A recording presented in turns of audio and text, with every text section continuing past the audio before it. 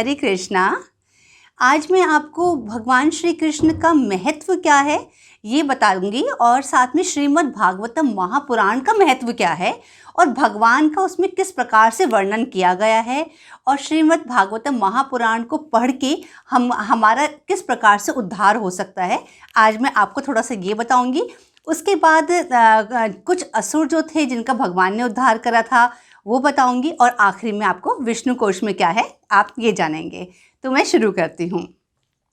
जिस प्रकार से 10वां स्कंद आजकल चल रहा है और 10वें स्कंद में भगवान का जन्म, भगवान की बाल लीलाएं, उनके बाद सारा उनके कार्य जितने भी हैं वो सब 10वें स्कंद में हैं। तो जब 10वें स्कंद में भगवान इंट्रोड्यूस होते हैं, श्री कृष्ण भगवान इंट्रोड्यूस होते हैं, तो उस समय से लेकर श्रीमद् भागवतम के अंत अध्याय तक, लास्ट अध्याय तक इसके अंदर भगवान श्री कृष्ण का रूप को बहुत ही सुंदर तरीके से दर्शाया गया है। तो 10वें स्कंद में भगवान श्री कृष्ण का रूप का वर्णन इतना सुंदर किया गया है कि यदि हम उसे ध्यान से सुनते हैं और पढ़ते हैं तो हमारी आँखों के सामने भगवान का वो सुंदर रूप अपने आप ही बनकर तैयार हो जाता है। मतलब हम अपने आँखें बंद करेंगे तो एक समय ऐसा आता है, अगर आप भागवतम को पढ़ते हैं तो एक समय ऐसा आता है कि जब आप अपनी आँखें भी बंद करते हैं तो बहुत आसानी से आप भगवान श्री कृष्ण को वो वाला रूप जो श्रीमद् भागवतम में वर्णन किया गया है उस रूप को आप स्वतः ही आप अपनी आँखों के सामने आप उनको पा सकते हैं। तो उनके हर अंग को पहचान सकते हैं और यदि कोई हमें उनका उस रूप को एक कागज़ पर उतारने के लिए कोई कहेगा हमसे, तो हम उस रूप को अपनी आंखें बंद करके अपने मन की आंखों से उस रूप को हम एक कागज़ पर भी उतार सकते हैं और हम आसानी से कह सकते हैं देखिए ये हैं श्री कृष्ण। तो इस प्रकार श्री कृष्ण का चित्रण श्रीमद् भागवतम में बहुत ही सुंदर किया गया है। जिस प्रकार से मैंने ये भागवतम पढ़ी है तो यह पढ़कर ही मैंने जाना कि गोपियों का जो कृष्ण के प्रति प्यार था वो सिर्फ ऐसे ही नहीं था। मतलब गोपियाँ श्री कृष्ण के लिए ऐसी ही दीवानी नहीं हो गई थी। उनका मनोहर रूप, उनका स्नेह और दया दृष्टि सबको मोहित करने वाली है, इसमें कोई संदेह नहीं है। श्री कृष्ण ही एकमात्र पुरुष हैं, इसमें भी कोई संदेह नहीं है। उन्हीं को साक्षी मानकर किया गया कर्म कर्म है, उनकी उपासना ही उपासना है और उन्हें प्राप्त करना ही जीवन का एकमात्र लक्ष्य है। उससे ना पहले कुछ था और ना बाद में ही कुछ होगा। वही आदि, मध्य और अंत हैं। सच्चिदानंद स्वरूप भगवान श्री कृष्ण को हम नमस्कार करते हैं जो जगत की उत्पत्ति, स्थिति और विनाश के हेतु तथा आध्यात्मिक, आदि दैविक और आदि भौतिक 3 प्रकार के तापों का नाश करने वाले हैं। शौनकादि ऋषि ने जब एक बार नैमिषारण्य क्षेत्र में एक यज्ञ सत्र करने का निश्चय किया तो वहां विराजमान महामती सूत जी को नमस्कार करके उन्होंने कहा, सूत जी, आप अज्ञान रूपी अंधकार को नष्ट करने के लिए करोड़ों सूर्य के समान हैं। आप कृपा करके हमें यह बतलाइए कि भक्ति, ज्ञान और वैराग्य से प्राप्त होने वाले विवेक की बुद्धि किस प्रकार हो सकती है। आप हमें कोई ऐसा शाश्वत साधन बतलाइए जो सबसे अधिक कल्याणकारी और भगवान श्री कृष्ण को प्राप्ति कराने वाला हो। सूत जी ने कहा, शौनक जी, मैं तुम्हें संपूर्ण सिद्धांतों का निष्कर्ष सुनाता हूँ जो जन्म मृत्यु के भय का नाश कर देता है, जो भक्ति के प्रवाह को बढ़ाता है और भगवान श्री कृष्ण की प्रसन्नता का प्रधान कारण है। मैं तुम्हें वह साधन बतलाता हूँ, उसे तुम ध्यानपूर्वक सुनो। श्री सुखदेव जी ने कलयुग में जीवों के काल रूपी सर्प का नाश करने के लिए श्रीमद् भागवतम शास्त्र का प्रचलन किया है। मन की शुद्धि के लिए इससे बढ़कर और कोई साधन नहीं है। मतलब श्रीमद् भागवतम महापुराण इतनी हमारे जीवन में महत्व रखती है कि उससे ऊपर और कुछ भी नहीं है। जब मनुष्य की जन्म जन्मांतर का पुण्य उदय होता है तभी उसे भागवत शास्त्र की प्राप्ति होती है। जब सुखदेव जी राजा परीक्षित को यह कथा सुनाने के लिए सभा में विराजमान हुए तब देवता लोग उनके पास अमृत का कलश लेकर आए और उसके बदले में कथा अमृत का सुनने को चाहा, परंतु सुखदेव जी ने उन्हें भक्ति शून्य जानकर कथा अमृत का दान नहीं दिया। इस प्रकार श्रीमद् भागवतम देवताओं के लिए भी दुर्लभ है। पूर्व काल में श्रीमद् भागवतम के श्रवण से राजा परीक्षित की मुक्ति देखकर ब्रह्मा जी को भी बड़ा आश्चर्य हुआ था। उन्होंने सत्य लोक में तराजू बांधकर सब साधनों को तोला। अन्य सभी साधन तोल में हल्के पड़ गए। अपने महत्व के कारण भागवत ही सबसे ज्यादा भारी रहा। सूत जी ने कहा, शौनक जी, जब भगवान श्री कृष्ण इस लोक को छोड़कर अपने धाम जाने लगे, तब उद्धव जी ने भगवान से प्रार्थना की कि प्रभु, आपका वियोग होने पर आपके भक्तजन इस पृथ्वी पर कैसे रहेंगे? इसलिए आप साधुओं पर कृपा करके यहाँ से मत जाइए। प्रभास क्षेत्र में उद्धव जी के ऐसे वचन सुनकर भगवान सोचने लगे कि भक्तों के अवलंबन के लिए मुझे क्या व्यवस्था करनी चाहिए। तब भगवान ने अपनी सारी शक्ति भागवत में रख दी। वे अंतर्ध्यान होकर इस भागवत समुद्र में प्रवेश कर गए। मतलब जो हमारी श्रीमद् भागवतम महापुराण है, ये साक्षात भगवान श्री कृष्ण ही हैं। इसलिए यह भगवान की साक्षात शब्दमयी मूर्ति है। इसके सेवन, श्रवण, पाठ अथवा दर्शन मात्र से ही मनुष्य के सारे पाप नष्ट हो जाते हैं। कलयुग में यही ऐसा धर्म है जो दुख, दरिद्रता, दुर्भाग्य और पापों को नष्ट कर देता है, जिससे इस सृष्टि की स्थिति और प्रलय होते हैं। वह जड़ नहीं चेतन है, परतंत्र नहीं स्वयं प्रकाश है, जिसके संबंध में बड़े बड़े विद्वान भी मोहित हो जाते हैं। महामुनि व्यास देव के द्वारा निर्मित इस श्रीमद् भागवतम महापुराण में मोक्ष पर्यंत फल के कामना से रहित परम धर्म का निरूपण हुआ है। इसमें उन वास्तविक परमात्मा का निरूपण हुआ है जो तीनों तापों का जड़ से नाश करने वाली और परम कल्याण देने वाली हैं। जिस समय भी मनुष्य इसके श्रवण की इच्छा भी करते हैं, ईश्वर उसी समय उनके हृदय में आकर बंदी बन जाते हैं। यह श्रीमद् भागवतम वेद रूप कल्प वृक्ष का पका हुआ फल है। इसलिए एकाग्र मन से भगवत वत्सल भगवान का ही नित्य निरंतर श्रवण, कीर्तन, ध्यान और आराधना करनी चाहिए। वेदों का तात्पर्य श्री कृष्ण में ही है। यज्ञों के उद्देश्य श्री कृष्ण ही हैं। योग श्री कृष्ण के लिए ही किए जाते हैं और समस्त कर्मों की परिसमाप्ति भी श्री कृष्ण में ही है। ज्ञान से भी श्री कृष्ण की प्राप्ति ही होती है। तपस्या श्री कृष्ण के लिए ही की जाती है। श्री कृष्ण के लिए ही धर्मों का अनुष्ठान होता है और सब गतियाँ श्री कृष्ण में ही समा जाती हैं। वे ही संपूर्ण लोकों की रचना करते हैं और देवता, पशु पक्षी, मनुष्य आदि योनियों में लीलावतार ग्रहण करके सतयुग के द्वारा जीवों का पालन पोषण करते हैं। तो इस प्रकार श्रीमद् भागवतम के अंदर ये मैंने आपको बहुत छोटा सा हिस्सा उसका सबको क्लब करके सब बताने की कोशिश करी है। इस प्रकार का परिचय जो है श्रीमद् भागवतम में भगवान श्री कृष्ण का एक जगह नहीं अनेकों जगह दिया हुआ है, जिसको हम स्तुति के नाम से भी जान सकते हैं, जिसको हम महात्म्य के नाम से भी जान सकते हैं। तो आइए अब मैं आपको भगवान श्री कृष्ण की कुछ और लीलाएं बताती हूँ।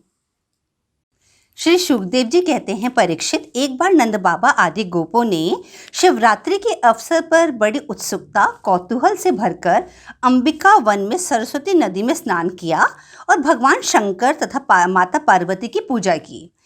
उस अंबिका वन में एक बड़ा अजगर रहता था। उसने एकाएक नंद जी को पकड़ लिया। नंद जी कौन थे? भगवान श्री कृष्ण के पिताजी।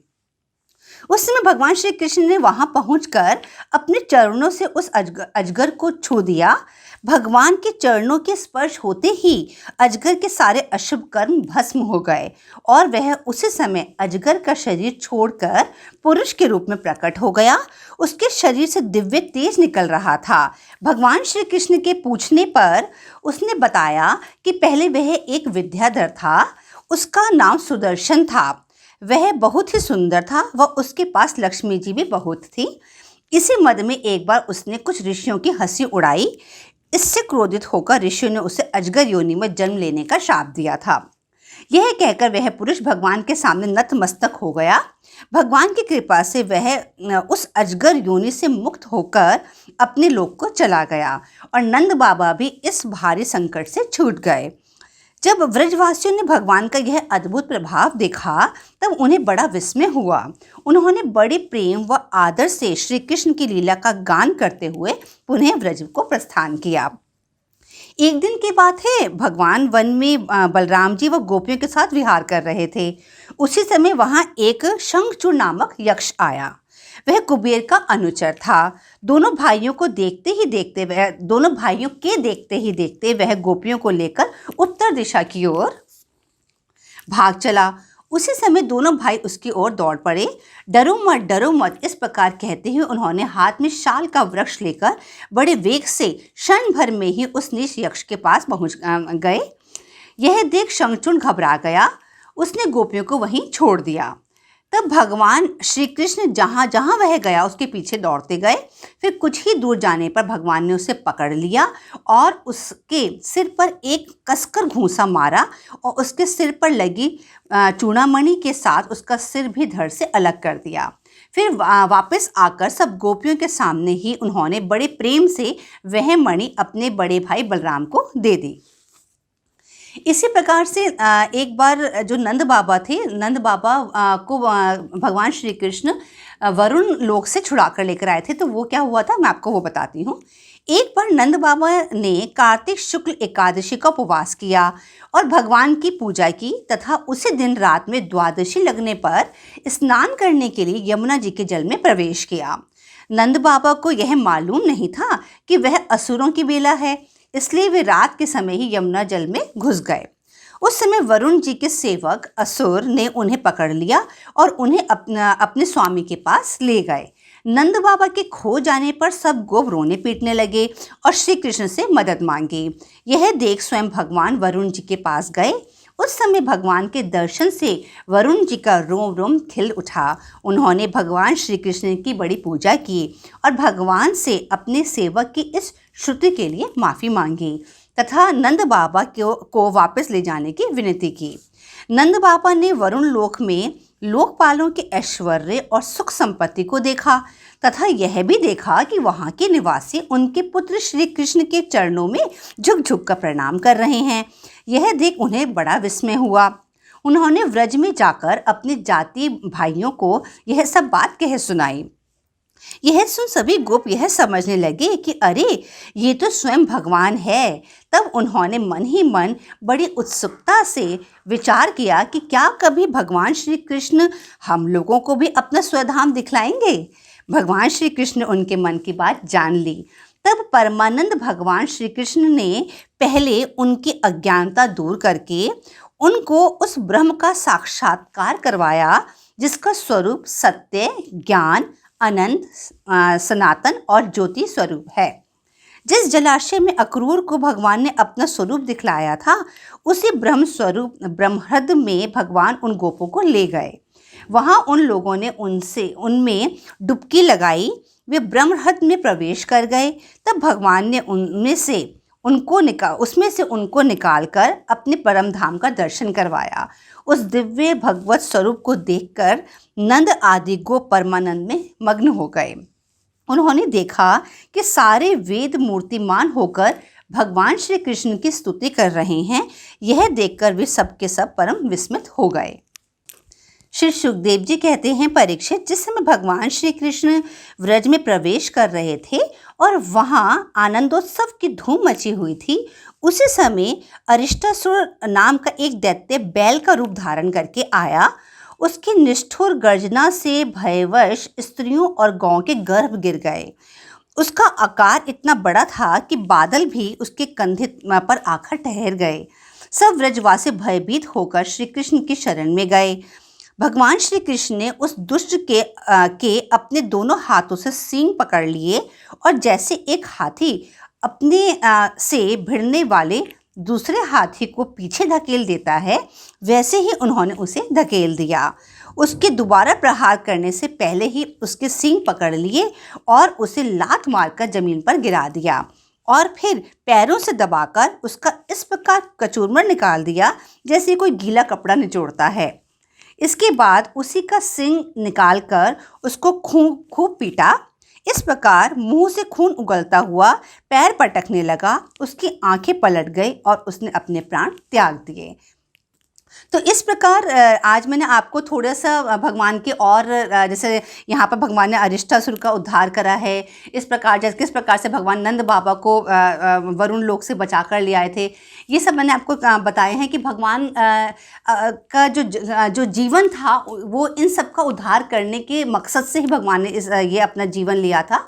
इस रूप में भगवान आए थे। इस प्रकार से भगवान की और भी बहुत लीलाएं आती जाएंगी। अब नेक्स्ट एपिसोड के अंदर अब भगवान का ये वाले सारे जो असुरों का उद्धार था ये अब कंप्लीट होगा।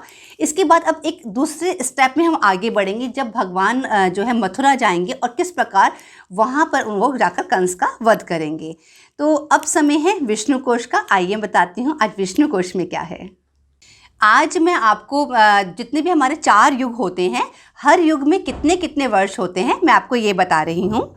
जैसे सतयुग के अंदर 17,28,000 वर्ष होते हैं, त्रेता युग में 12,96,000 वर्ष, द्वापर युग के अंदर 8,64,000 वर्ष और कलयुग के अंदर 4,32,000 वर्ष होते हैं।